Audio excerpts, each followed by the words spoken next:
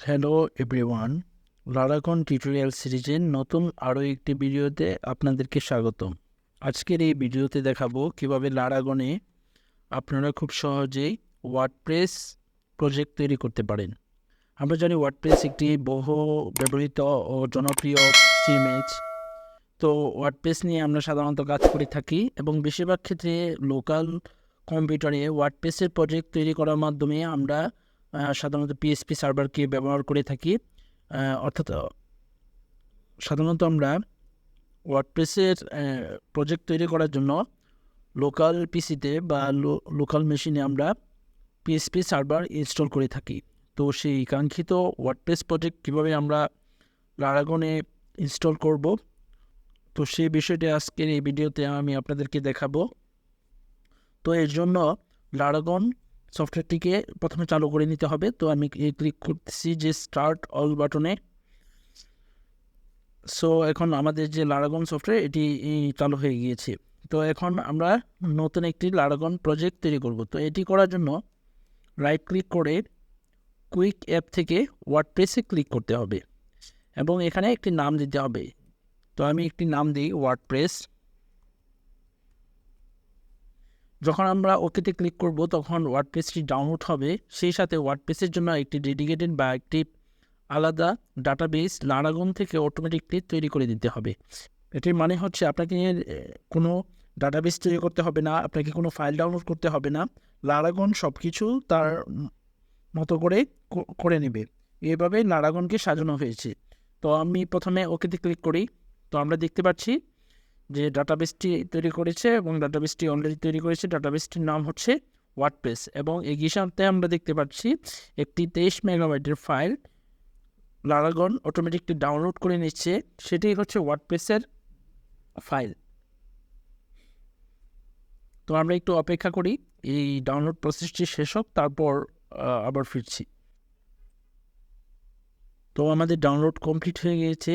এখন আমরা দেখছি যে এটি ফাইলগুলোকে ফোল্ডারে এক্সট্রাক্টিং করছে এবং এখন আমাদের জন্য একটি ইউআরএল তৈরি করে দিচ্ছে। যখন ইউআরএলটি তৈরি হবে তখন একটি পপ আপ আসবে যেখানে ইউআরএলটি তৈরি করার জন্য অনুমতি যাবে। তখন আপনারা ইয়েস বাটনে ক্লিক করে দিবেন।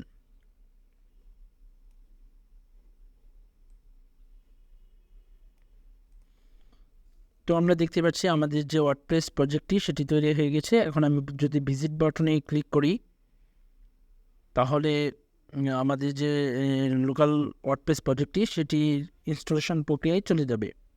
তো এখানে প্রথমত আমাকে ল্যাঙ্গুয়েজ সিলেক্ট করতে বলছে যে ভাষা আমি কি সিলেক্ট করতে চাই। আমি যথারীতি ইংলিশ দিয়ে কন্টিনিউ করতেছি এবং এখানে আমাদের সাইটের নাম দিতে বলতেছে। তো আমি লিখছি যে ওয়ার্ডপ্রেস ডেমো ওয়েবসাইট। এটা আমার ওয়েবসাইটের টাইটেল। আমাকে একটি ইউজার নেম দিতে বলতেছে। তো আমি ইউজার নেম দিই লারাগন এবং আমাকে একটি পাসওয়ার্ড দিতে বলছে। আমি যদি একটি নর্মাল পাসওয়ার্ড দিই, যেমন এরকম একটি নর্মাল পাসওয়ার্ড দিই, তাহলে একটি অপশন আসবে যে পাসওয়ার্ডটি খুবই উইক এবং একই সাথে বলতেছে কনফার্ম পাসওয়ার্ড। এখানে বলতেছে যে কনফার্ম ইউজ উইক পাসওয়ার্ড। আমি একটু আমি একটি নর্মাল পাসওয়ার্ডই ব্যবহার করছি। এখানে আমাকে ইমেল অ্যাড্রেস দিতে বলতেছে। তো আমি একটি ইমেল অ্যাড্রেস দিয়ে দিই। এটা যে কোনো ইমেল অ্যাড্রেস দিলেই হবে, যেমন mail@laragon.test। এটি দিয়ে আমি ইনস্টলে ক্লিক করে দেব। এই অপশনটি ভিজিবিলিটি এতে টিক দেওয়ার প্রয়োজন নেই। আমি জাস্ট শুধু ইনস্টল ওয়ার্ডপ্রেসে ক্লিক করে দিব। তো এটি কয়েক সেকেন্ডের মধ্যে ওয়ার্ডপ্রেসটি ইনস্টল করে দেবে এবং এখানে ওয়ার্ডপ্রেস ইনস্টল শেষ এবং এখানে আমাকে বলতেছে লগ ইন করতে।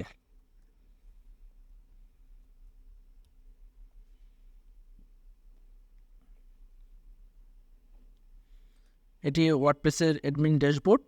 আমি যদি এখান থেকে ভিজিট সাইটে ক্লিক করি তাহলে দেখব যে আমার সাইটটি তৈরি হয়ে গেছে এবং এটি wordpress.txt, তার মানে লারাগন থেকে চলতেছে। তো এইভাবে আমরা একটি ওয়ার্ডপ্রেস সাইট তৈরি করতে পারি। এখানে একটি বিষয় আমি বলে রাখি যে আপনি যে ওয়ার্ডপ্রেস সাইটটি তৈরি করেছেন এটার যে ডাটাবেস সেটি আমরা দেখতে পারবো। এখানে যদি আমি ডাটাবেসে ক্লিক করি তাহলে এইডি এসকিউএল এর মাধ্যমে ডাটাবেসটি ওপেন হচ্ছে এবং ওপেনে ক্লিক করলে আমি এখানে এই যে ওয়ার্ডপ্রেস লেখার যে ডাটাবেসটি সেটি আমার হলো গিয়া এই ওয়ার্ডপ্রেস ওয়েবসাইটের বা লোকাল যে ওয়ার্ডপ্রেসটা ইনস্টল করলাম সেটার ডাটাবেস। তো এইভাবে আমরা খুব সহজে আমাদের লারাগনে ওয়ার্ডপ্রেস প্রজেক্ট ইনস্টল বা তৈরি করতে পারবো। তো এই ছিল আজকের ভিডিওতে।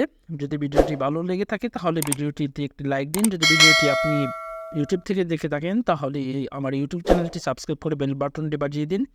যদি ভিডিওটি আপনারা ফেসবুক থেকে দেখে থাকেন তাহলে ফেসবুক পেজটিকে লাইক দিয়ে ফলো করে রাখতে পারেন।